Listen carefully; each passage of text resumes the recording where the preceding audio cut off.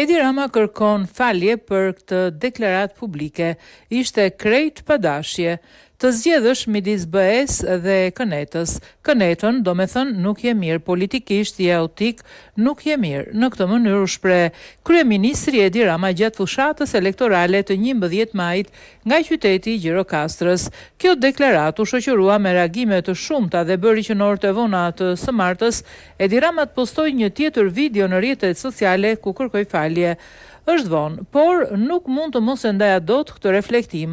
Të gabosh është njerëzore, por të mos kërkosh ndjes kur gabon nuk është burrore. Krejt padashje sot kam cënuar fëmijët autik. Me siguri kam lënduar prindrit e tyre duke folur për autizëm politik, shprehje që dikur më ka mbetur në mendje sepse është përdorur shpesh edhe në literaturë politike e akademike. Më doli sot krejt padashje. Ja që u desh të gaboje, pastaj të mësoj që prej vitesh konsiderohet e papërshtatshme dhe në fakt me plot të drejtë.